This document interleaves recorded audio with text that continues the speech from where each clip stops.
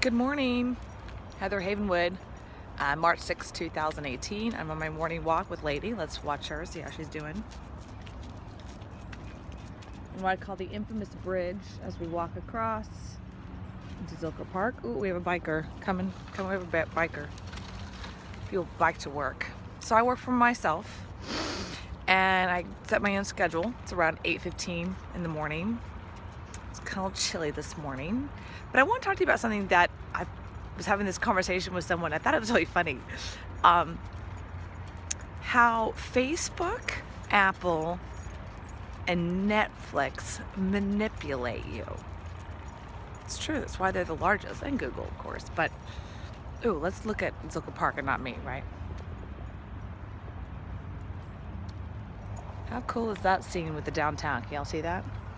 So here's how I think they do it. And this is really key, because when you learn these tactics, then you can influence and manipulate your friends and family, coworkers to do what you want them to do. We all want that, right? There is actually principles of influence, and I got a chance to listen to Robert Cialdini, the author of Influence. If you have not read that book, I highly suggest it. Seven Keys of Influence, which is basically how to influence anything, people, brands, businesses, whatnot. Ooh. So we're gonna go through that today, which is, how does Facebook, Apple, and Netflix manipulate you? But before we do that, we're gonna check out, that's my beautiful tree. It's kind of dead right now because it's winter, but during the summer it's gorgeous. As I sit down and let Lady take her little walk here. Lady. Okay, so here it is, running. Netflix. Netflix takes and manipulates you to give away the one thing you work for. If you work 9 to 5, the one thing you work for is your weekend. And they have this way of having you binge watch 20 hours of House of Cards or Downton Abbey or whatever.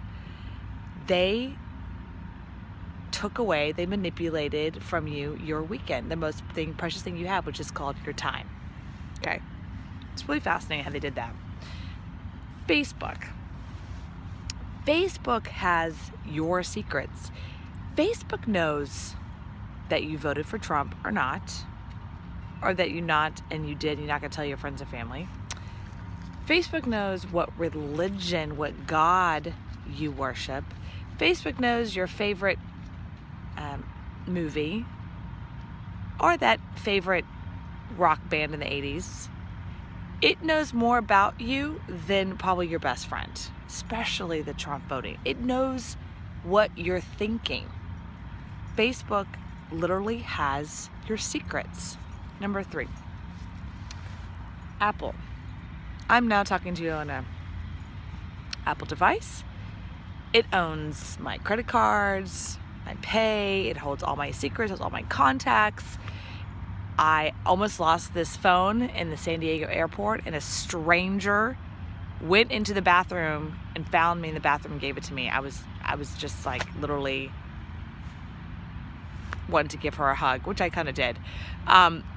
It's everything. So it controls your wallet. It controls your identity. If you lose your phone, it's heartbreaking. So those are the 3 things and exactly what they do. Now I'm going to tell you how you can use that in your business and life. So in marketing and sales, there's 3 elements to it. There's a market. What's the market? Who are you talking to? What's your message? And what's the media? It's kind of reversed. The first thing you always look at is what's the market? Who's the market I'm talking to, and who's the market I'm trying to control and manipulate? The second is, what's the message? What's the message I really want them to do? I don't think Netflix really wanted us just to buy videos. They want us to binge watch. It's very different. They wanted to literally say, we're going to take over people's entire weekend and binge watch House of Cards. It's fascinating. What's the message? And then the third one is, what's the media? What particular media are you going to use to get to your market to get your message. Now, there's many markets. There's many medias. Different medias are Facebook, that's a media, potentially Facebook ads. Internet in general, display ads in general, Google AdWords, that's just one media. There's also still newspaper. There's also still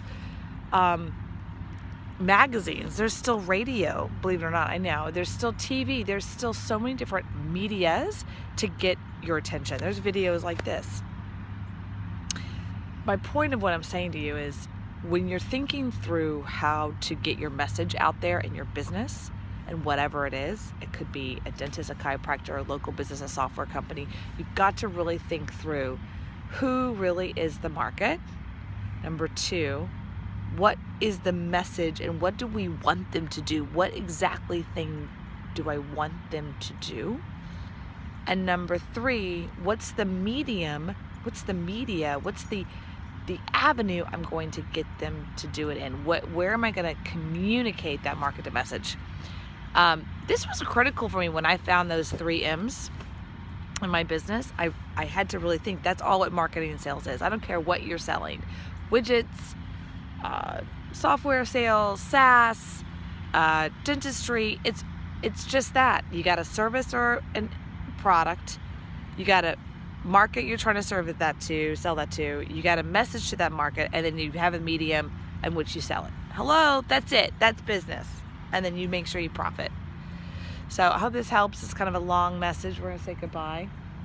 I have to say there's this one thing, though, before I go that I love to see in the morning because it reminds me why I work for myself. Ready? It's a line of cars waiting for a stoplight.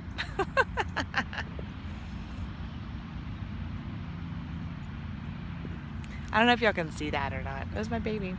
And then what I call the blue ball. Seriously, it's called a blue ball. And we're right outside of Barton Springs in Austin, Texas. I'm going to turn the camera around so you can see that.